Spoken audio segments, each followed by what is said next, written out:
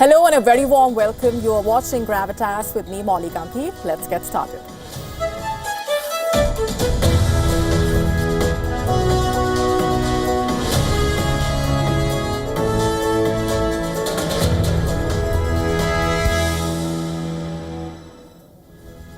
Our top focus tonight is on where things stand between the United States and Iran. A lot happening with the talks lined up for Thursday and the region on edge. Which way will things go and what's the strategy looking like on both sides?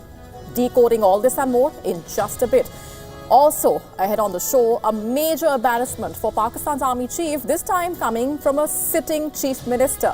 We tell you more in just a bit. Also telling you about how India is fortifying its skies and seas. That's coming up later on the show for you. All this and more lined up.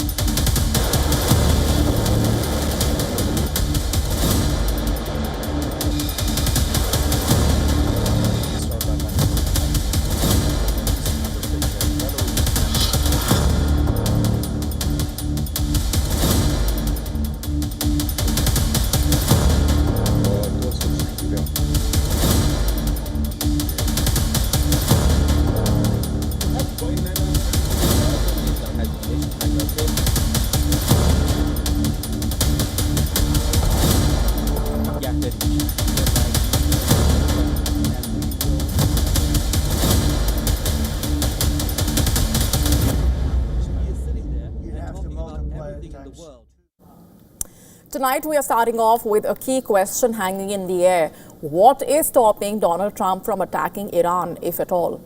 Iran's economy at the moment is strained. It is facing internal challenges and dissent.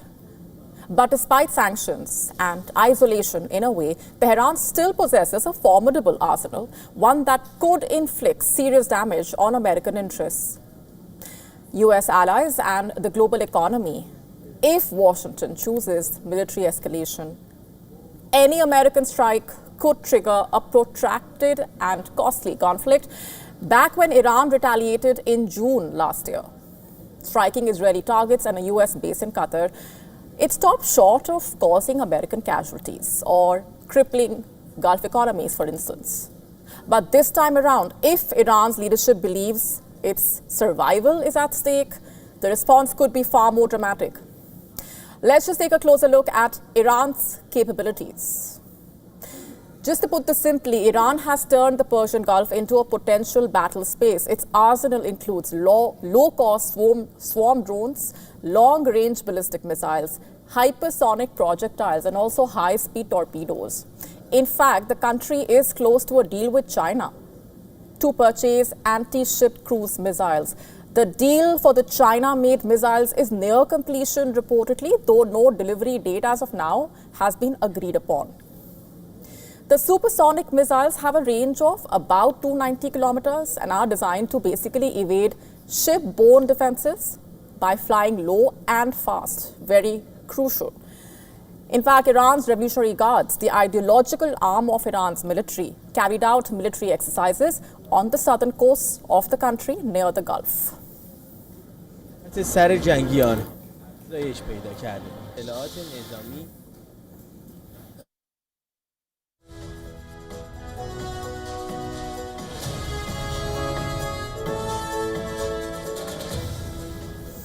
Iran, for that matter, has rapidly replenished its missile stockpiles after the June conflict. It possesses thousands of long-range Shahed drones, the same type used by Russia in Ukraine, along with the Muhajir series of surveillance and strike drones as well. Clearly, Iran is not without options. Now, the bigger question is not over whether the United States can defend against Iran's missile armada. It probably can, but then at what cost? Because Iran's strategy goes beyond its own borders. Tehran has built what many call a ring of fire. We told you about this, a network of armed groups designed to encircle Israel and pressure US interests across the region. This includes Hezbollah in Lebanon, the Houthis in Yemen, and powerful Shia militias in Iraq. any conflict with Iran could quickly become a regional war with far-reaching consequences. Washington is preparing. The world's largest warship, the USS Gerald R is heading towards the region. The USS Abraham Lincoln aircraft carrier is already in position. Both lead strike groups equipped with guided missile destroyers, additional assets deployed across the Red Sea, the Persian Gulf, and near the Strait of Hormuz.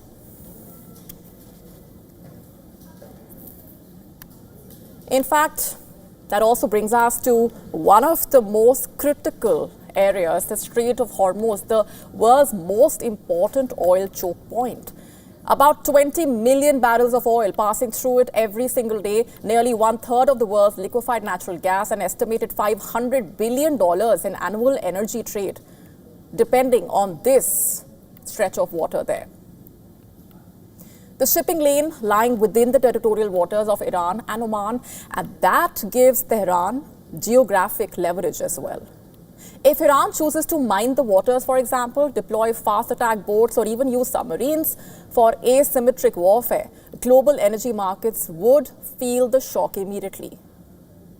Iran's parliament has already approved a motion to close the strait, the final decision resting with the country's supreme leader, Ayatollah Ali Khamenei. But then there is another variable in this conflict, the timeline. And in fact, in developments that are also crucial, Indian Prime Minister Narendra Modi landing in Israel for a 2-day visit tomorrow. He is scheduled to address the parliament there as well during that visit. It's highly unlikely that any major strike would be launched while a visiting head of government is on Israeli soil. Prime Minister Modi departing on the 26th of February from there, the same day when Iran and US are scheduled to hold their next round of nuclear talks in Geneva. In fact, Iranian military leaders are striking a rather defiant tone. The commander-in-chief of the Iranian army has declared that Iran will defend its independence until its last breath. He calls the current situation a hybrid war, a combination of military, economic, political, and informational pressure. And he is also reminding the world that major powers once claimed invincibility in Vietnam, Afghanistan, Iraq, only to leave after years of costly conflict.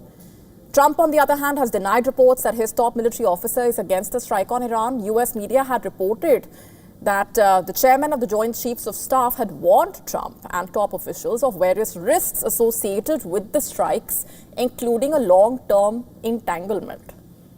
Trump slammed the reports, labeling them inaccurate, and taking to Truth Social. The president wrote, "It was 100% incorrect that General Kane is against US going to war with Iran." Washington Post had reported that Kane had expressed concern at the White House and Pentagon that munition shortages and a lack of allied support could increase danger to US personnel. In fact, the Wall Street Journal said both the top general and other Pentagon officials have warned of risks like US and allied casualties, as well as the danger of US air defenses being depleted if its forces strike Iran. The Axios reported General Kane warned of the United States becoming entangled in a prolonged conflict. The question is pretty simple. Will diplomacy prevail, or are we looking at the build-up to a conflict that could engulf the entire region, also shake global energy markets, and drag major powers into another prolonged war? Perhaps the real answer at this point is uncertain, and the week ahead will tell us more.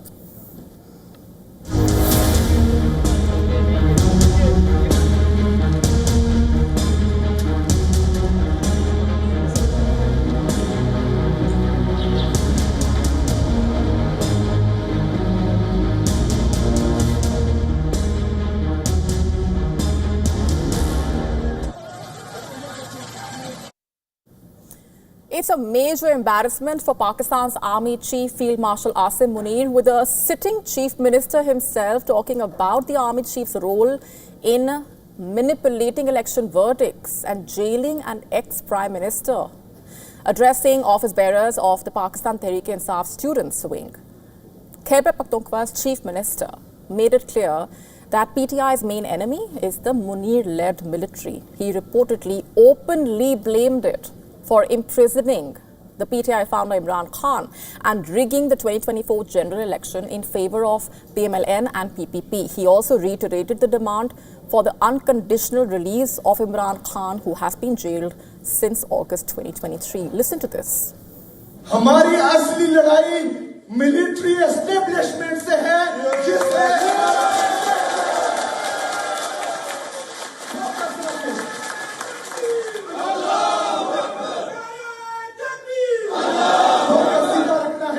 Focus एक ने रखना है। हमारा मुकाबला सिर्फ उससे है जिसने मेरे लीडर मेरे कायद जनाब इमरान अहमद खान नियाजी को नाहक कैद किया हुआ है। मेरी लड़ाई उससे है जिसने 8 फरवरी 2024 को मेरे मैंडेट पर डाका डाला।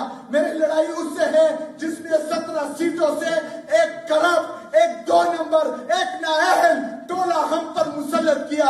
हमारा मुकाबला इससे है। And that again brings into focus the glaring concern over the alleged irregularities in the last general election. As per the official results, remember, PTI-linked independents emerged as the single largest group with 93 seats. Even though they were barred from contesting on PTI's bat symbol, however, the PTI has consistently alleged that its real seat tally was 180, whereas the ruling PMLN won only 17 seats in reality.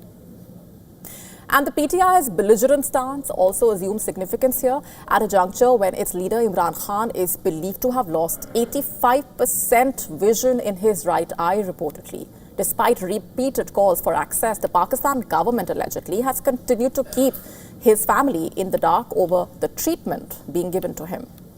His sisters have not taken this lying down, though. They have staged multiple sit-ins outside the jail in protest against the authorities, and the police have often used force, reportedly including water cannons, to disperse the protesters. And the stance taken by one of Pakistan's biggest parties has also reignited concerns about the overarching influence of Asim Munir when it comes to Pakistan's political landscape. While his political engineering is under scanner, the country's security situation continues to suffer. For instance, Pakistan witnessed the deadliest year of internal violence in 2025. 1,070 violent incidents, 3,967 deaths. Testaments to the instability that has gripped the entire country. That's not even all. The province of Balochistan, meanwhile, has been on the boil, expressing anger over the indiscriminate killings and alleged enforced disappearances. Early this year, the Baloch Liberation Army, remember, challenged the writ of Pakistani military by launching simultaneous attacks in 10 cities and claimed to have killed 220 security personnel. Recently, it kidnapped 7 soldiers, reportedly, and issued an ultimatum to the government to exchange Baloch prisoners of war.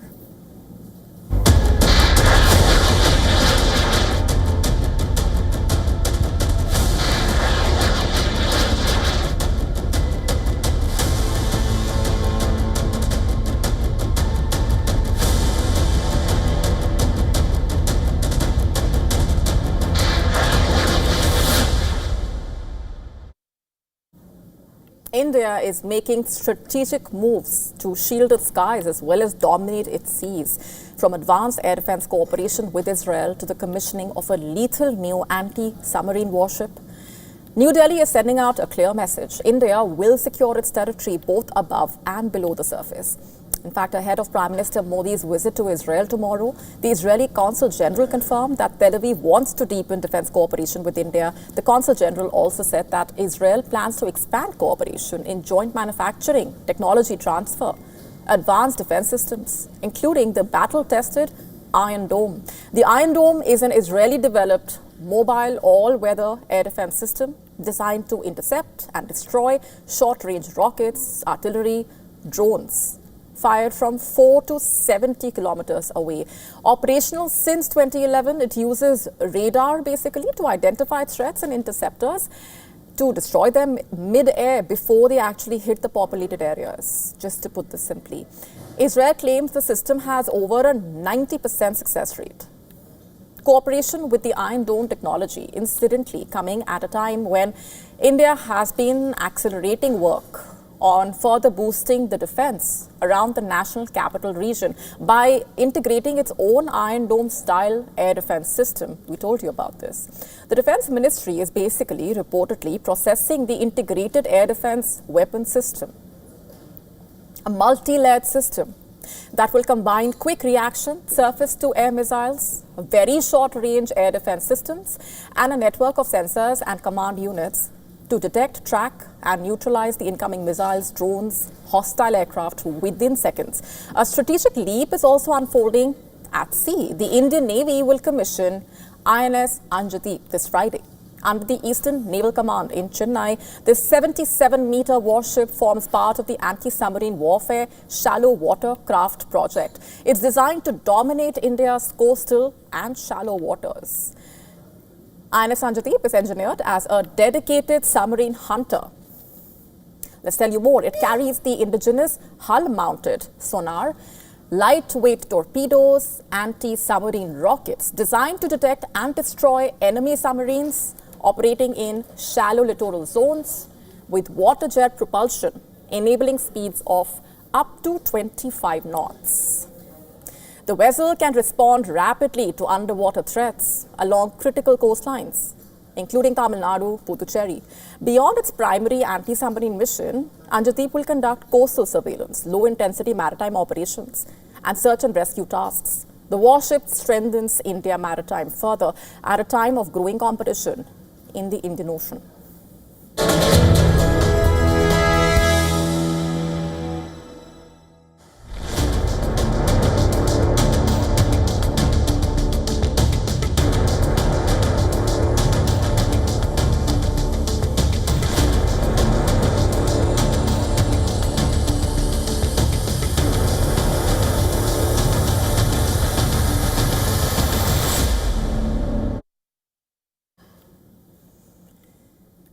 Switching gears for now, we are telling more about the drug lords of South America who bled the continent for years. For decades, violence, power, drug trade have shaped the lives of millions across Mexico and South America. At the center of all of this has been the recent blood-stained history. Two rival Mexican cartels, the Sinaloa cartel and the Jalisco New Generation cartel. In fact, the Sinaloa cartel, founded by El Chapo in the 1990s, rose to power quickly, controlling nearly 60% of the country's drug trade at its peak. Despite El Chapo's arrest and extradition, the cartel remains a formidable force. And now, split between Los Chapitos, the four sons of El Chapo, and factions loyal to El Mayo Zambada. It is designated as a foreign terrorist organization by the United States. Rising against this legacy of power, El Mencho, the leader of the other cartel, like we just mentioned, formerly a regional band of smugglers, it grew under El Mencho into a global criminal empire. The group dominated the fentanyl and meth trade, operating in over 50 countries, using military-grade weapons and extreme violence to expand its territory. By 2024, these two Mexican giants were engaged in a complex and violent rivalry. The four sons of El Chapo were struggling against other faction of the cartel for territory, and also reportedly entered into an alliance with El Mencho's gang. And both the groups shared fighters, weapons, controls of smuggling routes, while in Washington, both cartels managing drug distribution through corruption and low violence strategies. In South America, for example, their expansion frequently triggers direct, deadly confrontations. But this is also not the first incident of rivalry of this magnitude. Back in Colombia, the Medellin and Cali cartels fought a similar war. This was in the 1980s and 1990s. The Medellin cartel, led by Pablo Escobar, known as El Patron, ruled the global cocaine trade with brute force, private planes, remote landing strips. Escalating violence included targeted assassinations, even of political figures, until Escobar's death in 1993, which led to the collapse. In fact, the cartel once provided 90% of the world's cocaine, reportedly. In contrast, the Cali cartel, headed by Rodriguez, operated like a corporate syndicate. They focused on corruption, bribery, and discrete control of trade routes. They even financed vigilante groups to take down Escobar and expand their dominance. Their power was immense, to say the least. Though short-lived, under pressure from the DEA and the Colombian government as well.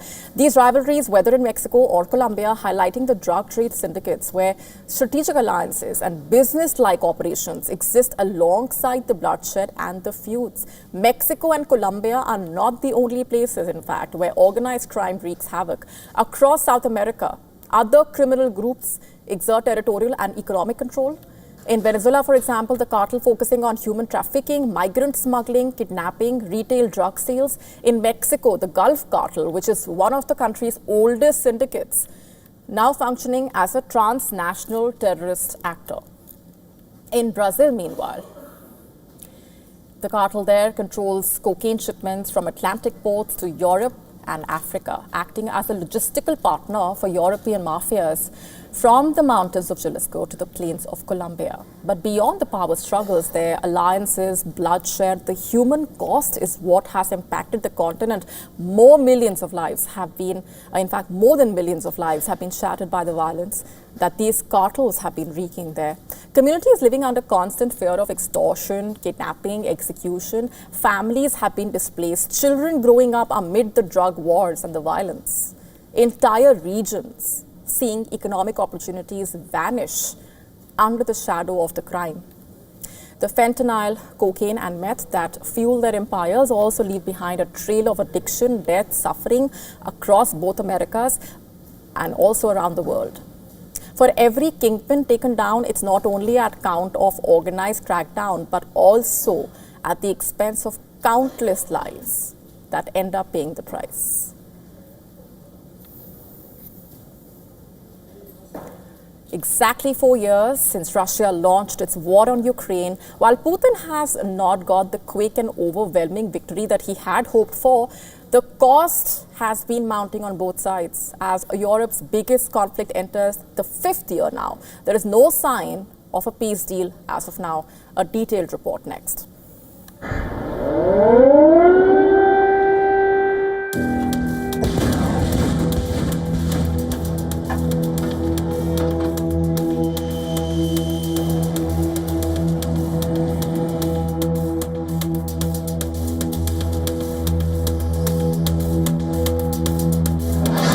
Began as a swift Russian military operation.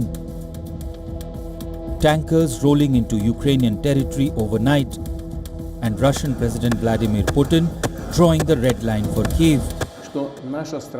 I would like to remind you that our country also has various weapons of destruction, and in certain aspects even more modern than NATO countries. If there's a threat of territorial integrity of our country, in order to protect Russia and our people, we will certainly use all the means at our disposal. This is not a bluff. What many hoped to be a brief one has now prolonged into a war of attrition, marking the largest conflict in Europe since World War II.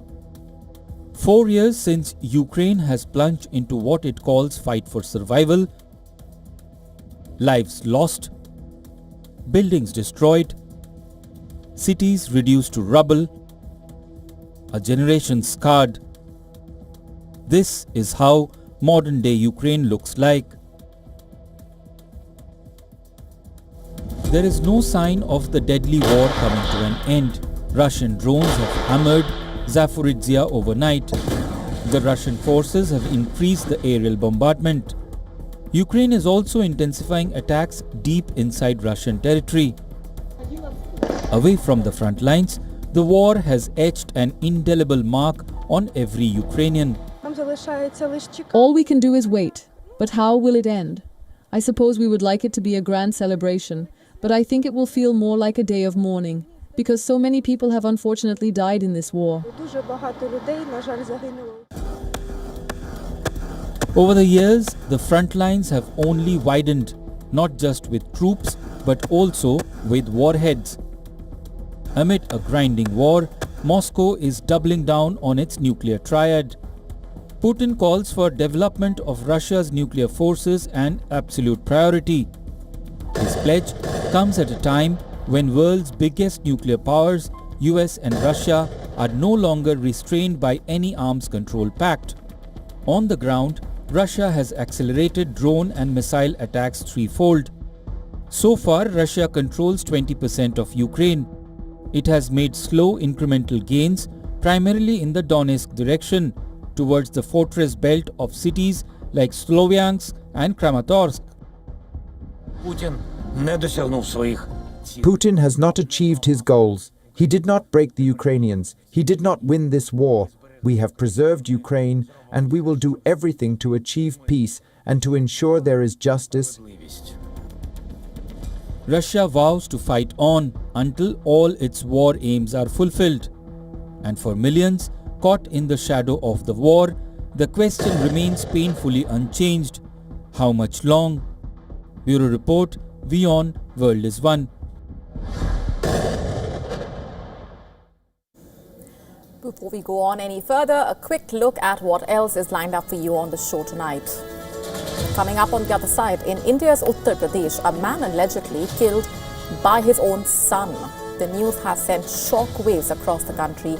We get to the complete story in just a bit. What exactly is blood rain? Why is it called that? Southern England could witness that rare phenomenon, telling you all that you need to know. All this and more coming up. Stay with us.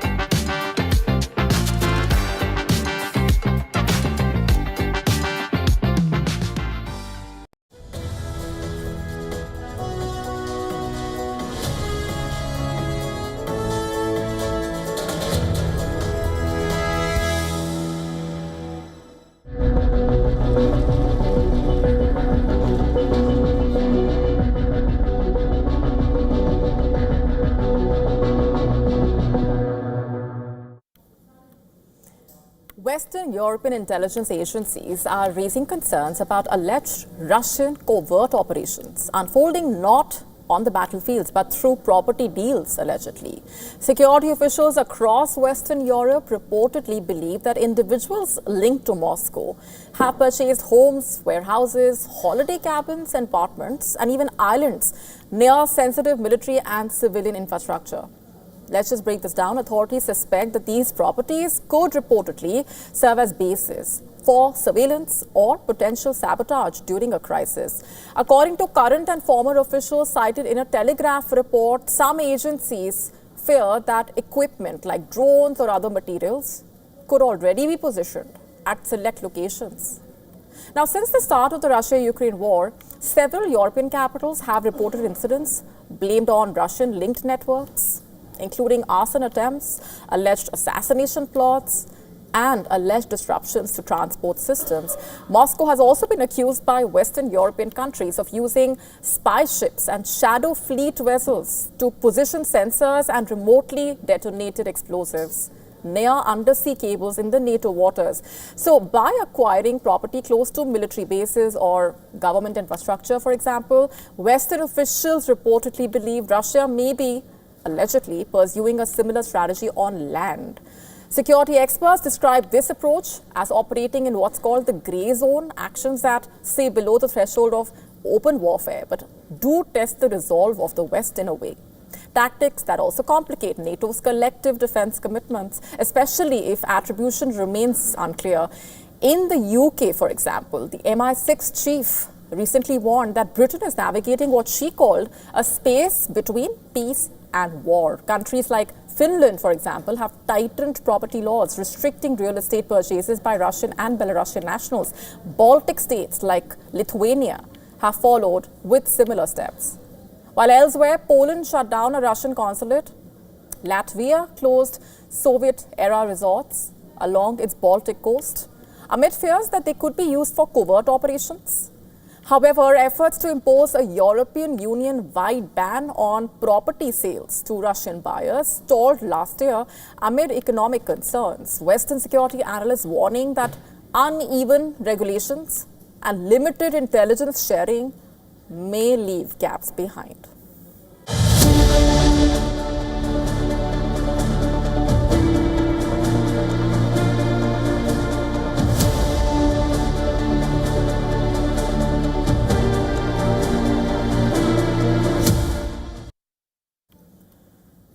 A brutal murder of a 50-year-old man, allegedly by his own son in Lucknow, in the Indian state of Uttar Pradesh in India, has shaken everyone to the core. The incident dating back to the 20th of February, when a 21-year-old student pursuing his bachelor's degree reportedly filed a missing persons complaint regarding his father, who is the owner of a lab. However, the case took a very different turn after his statements aroused suspicion, reportedly. The matter escalated on Monday when the neighbors alerted the police about a foul odor coming in from the house. What happened next was startling, to say the least. The police found the man's body had been allegedly cut into pieces and discovered his torso stuffed in a blue drum in the house. Grim details, shocking to say the least. After the police extensively grilled his son, he finally caved in and reportedly admitted to having killed his own father. According to a senior police officer, the accused killed his father with a licensed rifle in a fit of rage. This was on the 20th of February itself. But what was the motive of the crime? Why would he do that and kill his own father? The police has attributed the immediate trigger to a dispute which was triggered between the two of them just prior to the murder, allegedly. He was pressurizing his son to appear for competitive exams, as alleged, something that he was not interested in. Listen to this. The suspect has confessed to his crime. He is saying that his father would pressurize him to appear for competitive exams. That's why they quarreled in the morning and he fired bullets from the rifle, due to which his father died on the spot. Meanwhile, a neighbor reportedly claimed that the son had attempted something drastic 4 years ago as well. Back then, he alleged that he locked his father up and ran away from his home for a brief period. He reportedly left behind a note in which he gave his father tips on how to make more money. The father-son duo also allegedly clashed over a jewelry theft which occurred a month ago, in which Akshat was suspected to have a role. I want to remind that 4 years ago this child had disappeared. He had locked his father. He left with laptop and mobile. We caught him in filmy style from Kanpur. He had written a 6-page note in which he had told his father that we will earn way more money by doing something else. In retrospect, the past incidents also raising more questions than answers about what really happened. More details are awaited at this point, but definitely it is a case that triggers a lot of concern and shock.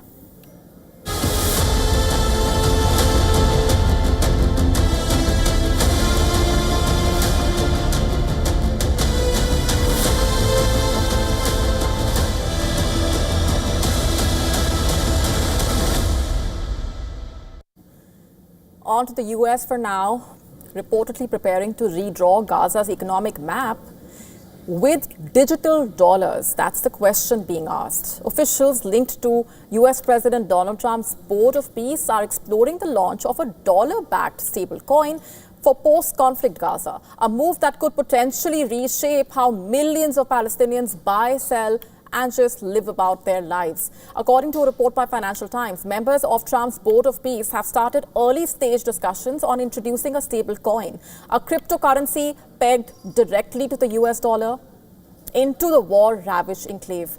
The idea is currently preliminary, but is aimed at reviving Gaza's shattered economy through digital transactions. After 2 years of the war between Hamas and Israel, Gaza's economic backbone has collapsed. Banks barely functioning, ATMs lying destroyed or empty.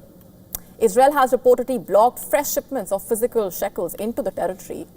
As per a November 2025 UN report, Gaza's per capita GDP fell to $161, among the world's lowest, while inflation surged to 238% and unemployment hit 80%. UN estimates that the war has erased 69 years of human development. According to the under-development proposal, the stablecoin would not create a new Palestinian currency as such or replace the Israeli shekel. Instead, it would operate as a digital payment tool, basically tied to the US dollar, allowing Gazans to transact electronically with the hope that the Gulf Arab and Palestinian digital currency companies could help drive its rollout. The Palestine Monetary Authority, the de facto central bank for Gaza and the West Bank, currently lacking the authority to issue its own currency. The Israeli shekel dominating formal transactions as well, while US dollars circulate in limited amounts. But with physical cash scarce, more Gazans have already turned to electronic payments. Some Board of Peace members saying that expanding digital transactions could shield Gaza's economy from political bottlenecks and dependency on cash deliveries as well, with others warning of unintended consequences as well, like a Gaza-only stable coin that will also risk separating Gaza's economy from the West Bank, for example. Two territories Palestinians envision as parts of a future state. And serious practical challenges remain as well.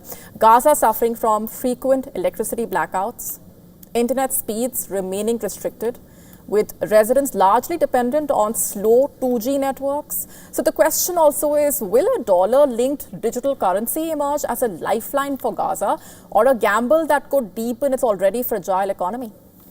And God bless America. Thank you very much.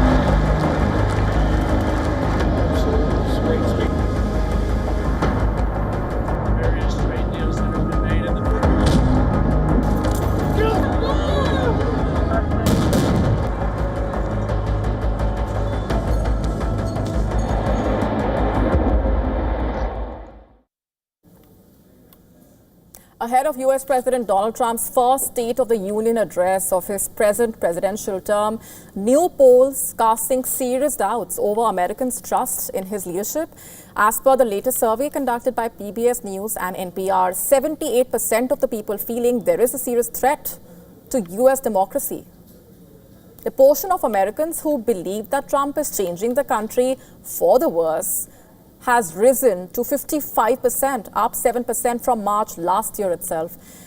And that's the highest dissatisfaction level, by the way, seen in either of his terms so far. So that says a lot as well.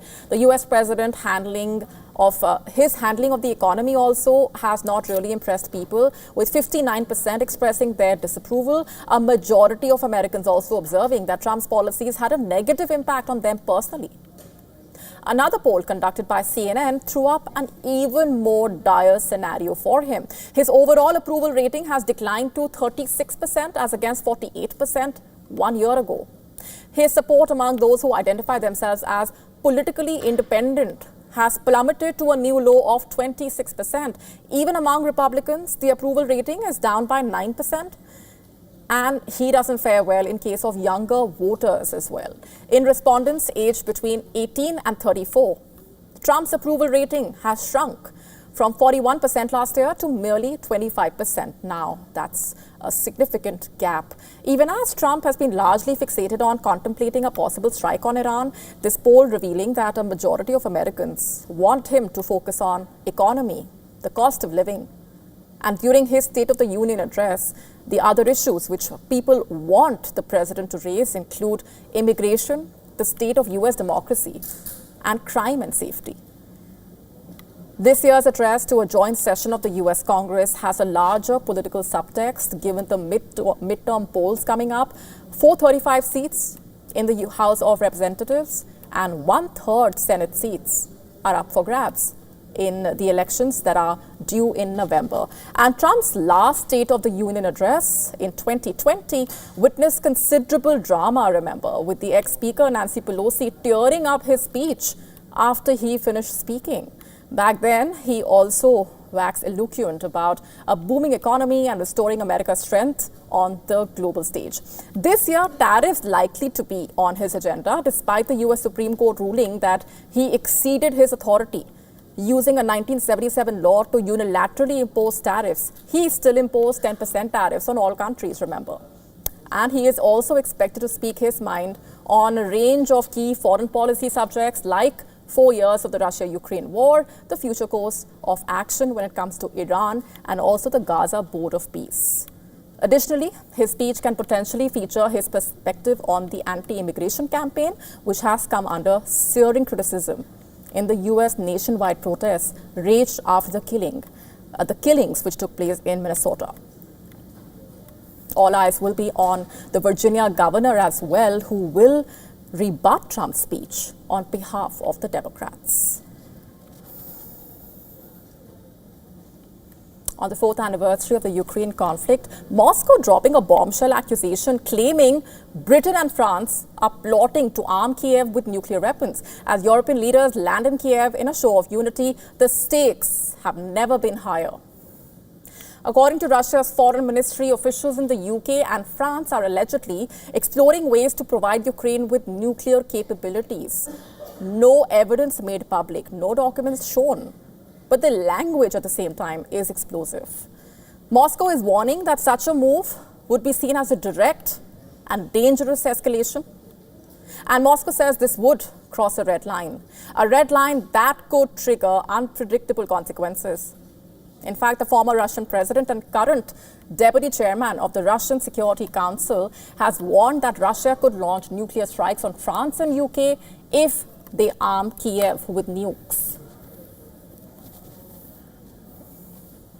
And the Russian president has also accused Ukraine of sabotaging the peace process with the help of Western intelligence agencies.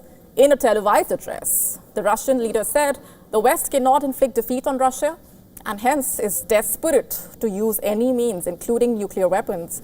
Putin warned that the West would regret reaching such an extreme point. Listen to this. There are already media reports of their attempts, or rather intentions, to use even some kind of nuclear component. They probably understand what this could lead to. They can't inflict a strategic defeat on Russia. They just can't. But they want it so badly. They can't live without it. Or at least they think they can't. They are determined to inflict Russia a defeat and are looking for any method, absolutely any. They will push themselves to some extreme point and then regret it. Ukraine gave up its Soviet-era nuclear weapons in the 1990s under the Budapest Memorandum, remember? And since then, it has relied on Western military aid, tanks, long-range missiles, air defense systems, but no nuclear arms. The Russian Foreign Intelligence Service says Britain and France believe that by possessing nuclear weapons, Ukraine would be able to secure more favorable terms for ending the conflict.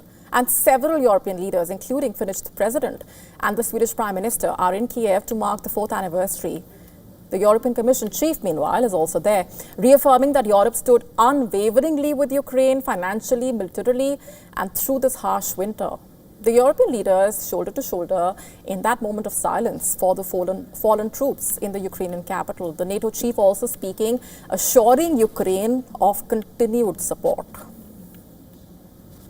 Olena Zelenska, President of the Republic of Finland, Alexander Stubb, President of the European Council, Antonio Costa, President of the European Commission, Ursula von der Leyen, Prime Minister of the Republic of Croatia.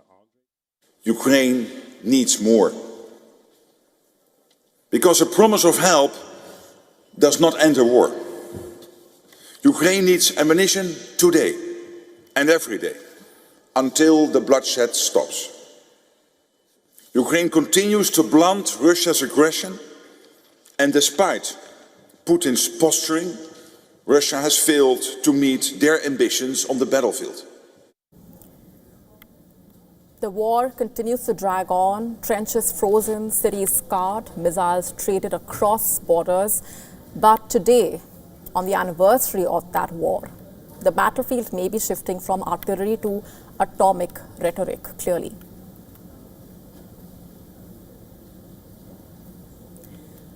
A skull the size of a human body, teeth as long as a hand found buried beneath the sands of the Sahara. And scientists say it is a new species.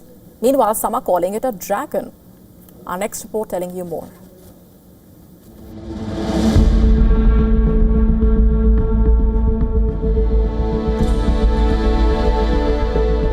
For centuries, we relegated them to the pages of fantasy and the flicker of cinema screens. Dragons have captured our imaginations. We called them myths. Creatures of fire and scale that ruled the prehistoric imagination. But deep within the shifting dunes of the Moroccan Sahara, the line between folklore and fossil has blurred. A massive jagged silhouette has emerged from the dust, possessing a physical profile so terrifying it has sent a shockwave through the global scientific community. This is not just another dinosaur, it is something far more legendary.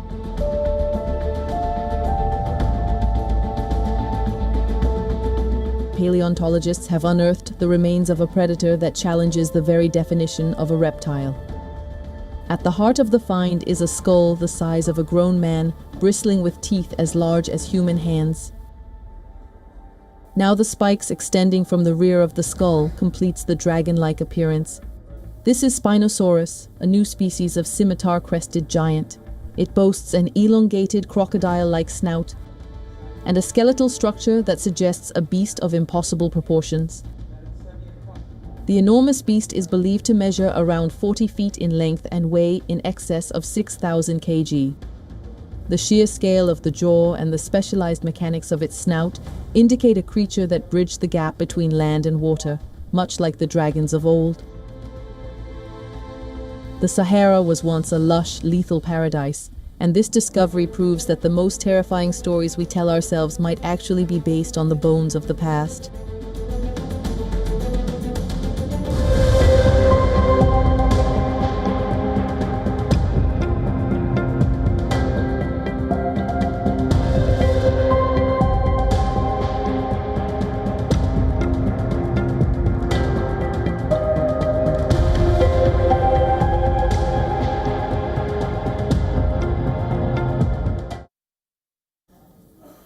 Our next story is about social media use among teenagers and the kind of content that is being consumed.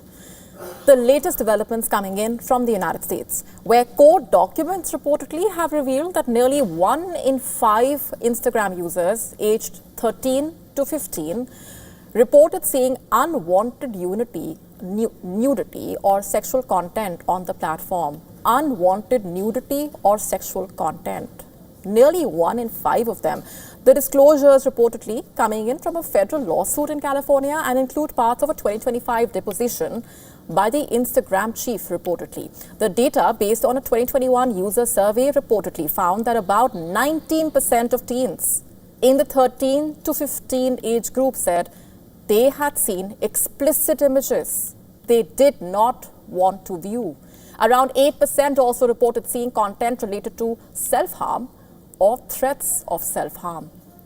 Just for context here, the case is part of thousands of lawsuits in the US accusing Meta of designing addictive features that contribute to a mental health crisis among minors, allegedly. Separate internal documents reportedly showing a company researcher allegedly urged Meta to focus on teen users, describing them allegedly as catalysts who influenced their parents and younger siblings to join the platform. Meta has reportedly said that the figures come from user feedback, not a review of actual posts, and adds that much of the explicit content is shared through private messages, where privacy limits monitoring. The company also pointing to new safety measures for teen accounts, including removing nudity and sexually explicit material, even when generated by AI, with limited exceptions for educational or medical use. Remember, time and again, there have been questions and concern around the use of social media by the younger population and the kind of impact that it actually has. In fact, things have reached a point where Australia, for example, has already banned under 16s from using major social media services in January this year itself. The government there had said the ban would reduce the negative impact of social media's design features that encourage young people to spend more time on screens, while also serving up content that can harm their health and well-being. And it's a move that has been closely watched by countries around the world.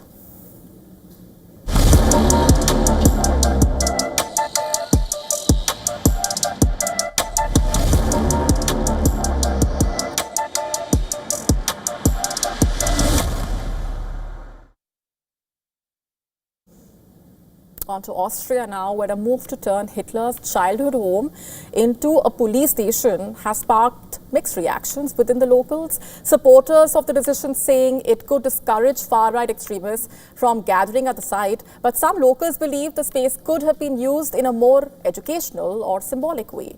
Earlier proposals had suggested turning it into a space dedicated to peace and education. Local shop owners, meanwhile, expressed interest in presenting Hitler's birth with historical context rather than simply converting it into a functional building. Listen to this. I think it's a double-edged sword. I think it could have been used better or differently. I can well understand that people wanted to avoid continuing to use it as a memorial. That was certainly the case in my youth. Others, meanwhile, have welcomed the plan, noting that the building had previously been rented by the Interior Ministry and housed a center for people with disabilities before the property gets further ruined. The rebuilding cost of the site is around $22 million, reportedly. I don't think the discussions will stop, but the fact is, hopefully, it will bring a bit of calm, because there are pros and cons, yes to police, or no to police. The fact is, the house was bought by the state, and I would say that it's not wrong for the public sector to be involved.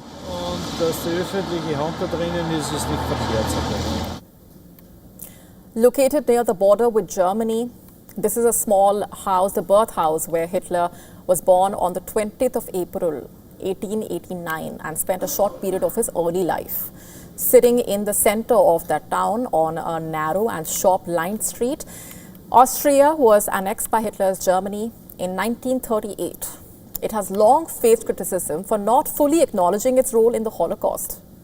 And the debate there also coming as the far-right Freedom Party, which was founded by former Nazis, leads in the polls following its performance in the 2024 national election. The debate there is also part of a larger national discussion on how Austria should address its Holocaust history. During Nazi rule, approximately 65,000 Austrian Jews were killed and 130,000 were forced into exile. On that note, it's a wrap on this edition of Gravitas Tonight. This is me, Molly Gambhir, signing off. Thanks very much for watching.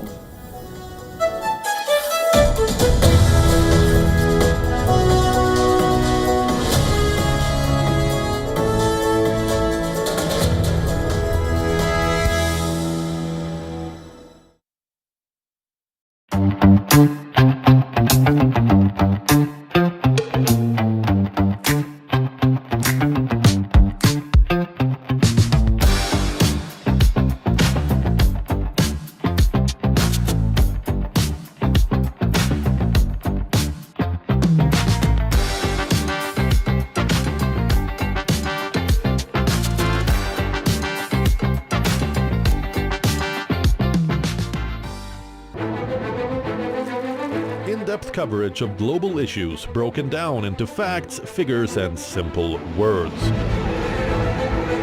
Backed with analysis from field experts who truly matter, because we believe in decoding the real picture for you. So you get a much wider and deeper understanding of stories from around the world, a 360-degree analysis.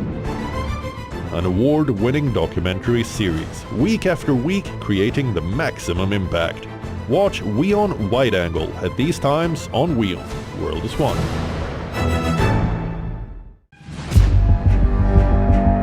Where darkness hides behind every corner. Where the truth is stranger than fiction. A show that dives deep into the stories which shock and mystify. Unsolved murders. Psychopaths who defy explanation. International war crimes. and millions swindled in financial fraud. The victims, the accused, and the sinister plot. Prime Crime is your front row seat to darkness.